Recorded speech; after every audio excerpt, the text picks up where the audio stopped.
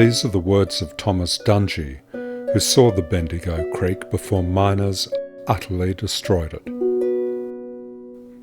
On the Sunday morning, a beautiful day, we took a stroll to the junction of what have since been known as Back Creek and Bendigo Creek, and thought it the loveliest spot on earth, with waterholes with water in them as clear as crystal, kingfisher birds flitting about in the silver wattle, whose lovely foliage almost hid the banks of the creek from view, with occasional splashings as the duck-billed platypus tumbled from the banks into the water, but there was not a human being to be seen anywhere.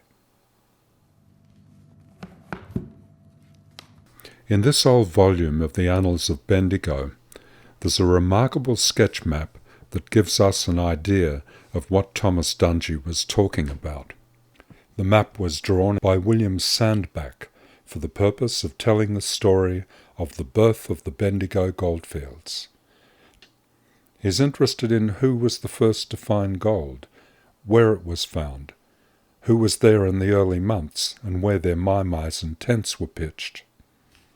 But unintentionally, Sandbach is telling us an earlier story, the long story of the Aboriginal occupation and management of the valley of the Bendigo Creek.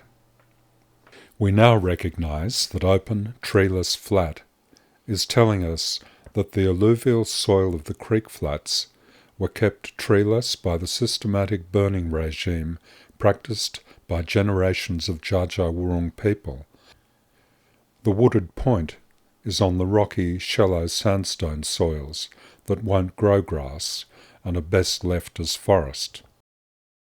Without regular burning or heavy grazing, and left to regenerate, the creek flats return to being covered by trees. The creek is shown as a chain of ponds. This was the characteristic of many inland rivers and creeks. Some of the more astute settlers noted that European hard-hoofed sheep and cattle trampled the banks and ate out the plants that held the banks and stream bed together. This led to the deeply eroded, steep-sided creeks we're familiar with today. Another witness said, "Previous to being disfigured by the diggers, the valley of Bendigo had a park-like appearance. The flats carpeted with green grass were dotted with shady gums. There was a chain of waterholes which all year round before the gold era contained a good supply of sweet clear water." This goldfields artist captured the energy and busyness of the Bendigo goldfields in 1852. German Romantic artist Ludwig Becker did this more sombre painting of Golden Square, Bendigo in 1853. Becker also did this drawing of the notabilities of Bendigo and wrote this reflection: "Grass does not grow upon a miner's path," is a German proverb very applicable to the diggings. Here flourished once the noble forest. Eureka! Suddenly there comes from the south a storm of human beings. The very frame of the earth is bared for hidden treasure. The ancient trees are felled for the service of the invaders. Sometimes yet a charred and sapless trunk is found, still standing upright like a shade from Hades, as one of a race of giants long since passed away.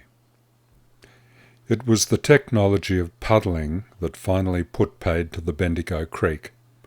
By the late 1850s, on the Bendigo goldfields, there were 10,000 men and 5,000 horses working 2,000 puddling machines.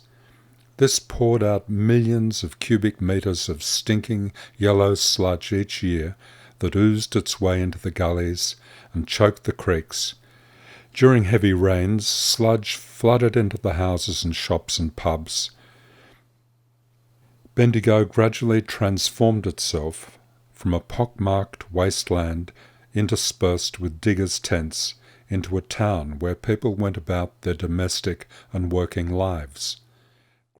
Grand public buildings, businesses, parks and avenues emerged and expressed civic pride, but the problems of sludge in the obliterated creek repeatedly presented problems and disruption. The aspiration for a colonial pell-mell was challenged by sludge. The Parliament of Victoria established a royal commission called the Sludge Commission to fix the problem, and this set in train the making of a new paved course for the creek and the building of a timber box drain to take the sludge out to a swamp near Huntly. The legacy of mining problems demanded engineering solutions. The result is the creek we know today, a large gutter that runs through the centre of Bendigo. The sludge was not only a problem for Bendigo. The mauve colour on this geological map represents the sludge. The sludge flowed over 160 kilometres north of Bendigo and covered more than 700 square kilometres of country with hard infertile material. Here at Huntly we are looking at 3 metres of sludge in the eroded bank of Bendigo Creek. There are people in traditional owner groups, government agencies and volunteer groups who are committed to the long process of regenerating Bendigo Creek.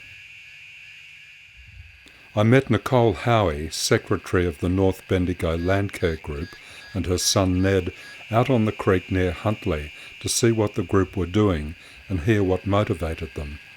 It was quite inspiring. They are controlling weeds and feral trees, like the peppercorns, and replanting with natives. They are building nesting boxes for possums and birds.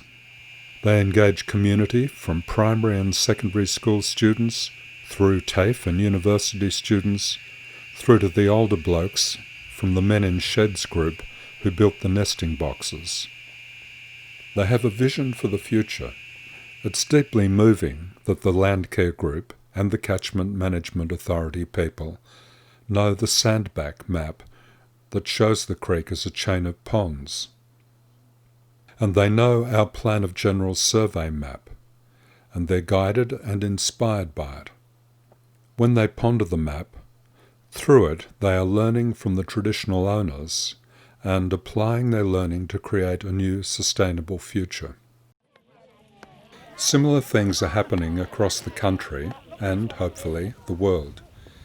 Caring for country and for coming and future generations is deeply embedded in the human spirit.